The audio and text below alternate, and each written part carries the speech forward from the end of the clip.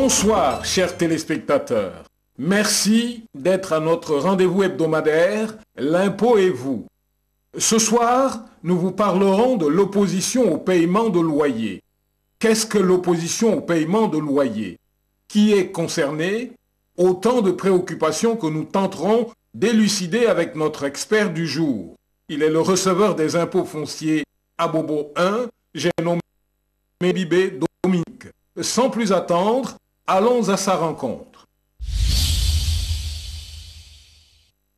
Monsieur, en fait, je ne suis pas propriétaire de la maison que j'habite. Je paye régulièrement mon loyer au propriétaire. Mais vous me demandez de payer ces impôts.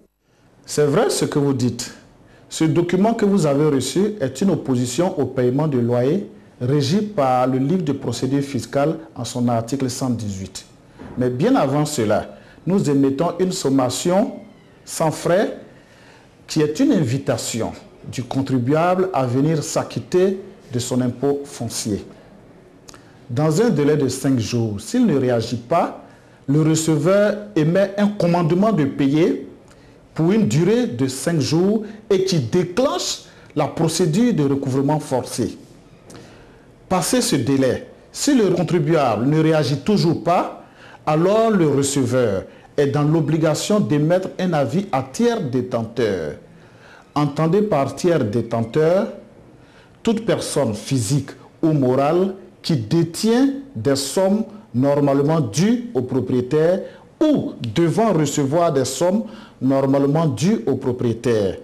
Nous pouvons citer comme exemple des fermiers, des gérants, des établissements financiers, c'est-à-dire les banques, ou de simples locataires comme vous.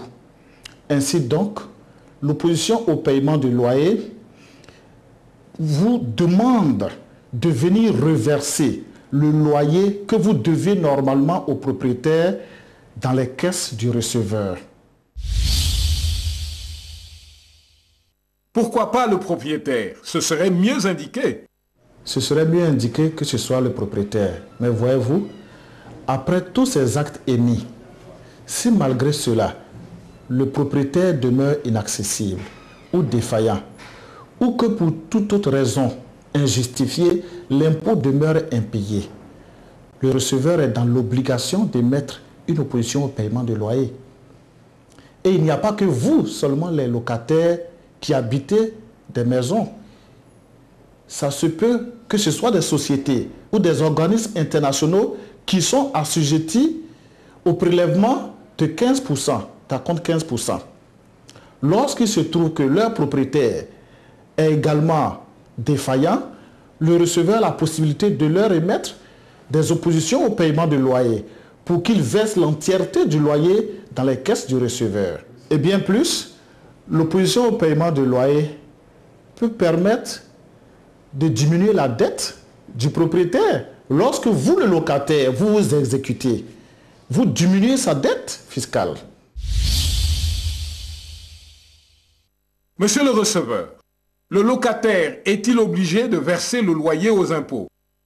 Oui, le contribuable est dans l'obligation de verser son loyer aux impôts. Parce que s'il ne s'exécute pas, il se rend lui-même complice du non-paiement de l'impôt. Et conformément aux dispositions de l'article 119 du livre de procédure fiscale, il encourt des sanctions, car ces sommes qu'il doit reverser aux impôts seront majorées de 50 000 francs par jour.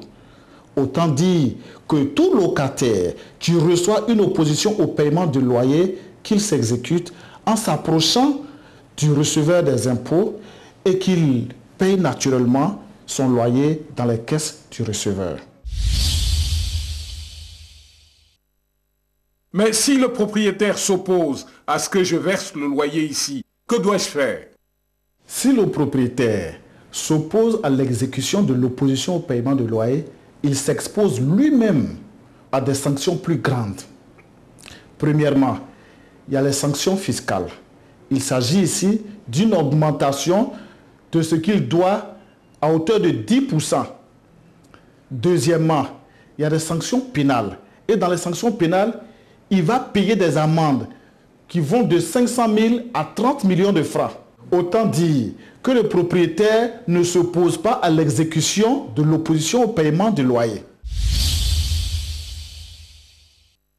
Monsieur le receveur, simple curiosité.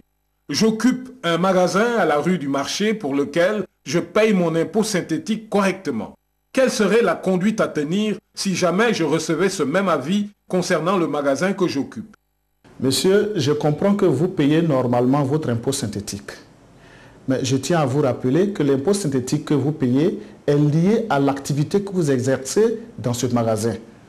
En ce qui concerne l'opposition au paiement de loyer qui vous est adressée, il s'agit pour vous de reverser le loyer du magasin normalement dû au propriétaire dans les caisses du receveur. Il faut que vous le fassiez dans les mêmes conditions que votre domicile. L'opposition au paiement de loyer est un moyen pour l'administration de s'adresser aux locataires, les invitant à venir reverser les loyers lorsque le propriétaire se trouve inaccessible ou défaillant.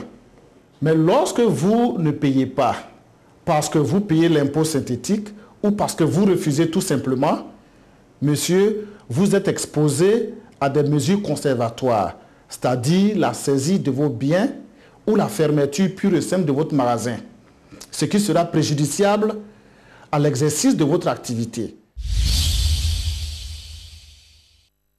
Enfin, dernier mot, votre adresse à l'endroit des contribuables assujettis aux impôts fonciers. En tout état de cause, l'administration fiscale demeure une administration ouverte au dialogue. Le propriétaire de votre maison, de votre établissement, de votre magasin a toujours la possibilité de se rendre aux impôts pour rencontrer le receveur et de discuter des modalités. Ainsi donc, il pourra bénéficier d'une main levée lorsqu'il aura apuré ses dettes ou qu'il aurait bénéficié d'un protocole d'accord dûment signé avec le receveur des impôts fonciers. C'est ici que prend fin notre rendez-vous de ce soir qui a porté sur l'opposition au paiement de loyer. Nous recevions comme expert M. Diébibé Dominique, receveur des impôts fonciers à Bobo 1. Rendez-vous la semaine prochaine, mais d'ici là, n'hésitez pas à nous faire part de toutes vos préoccupations à nos différentes adresses qui s'affichent à l'écran.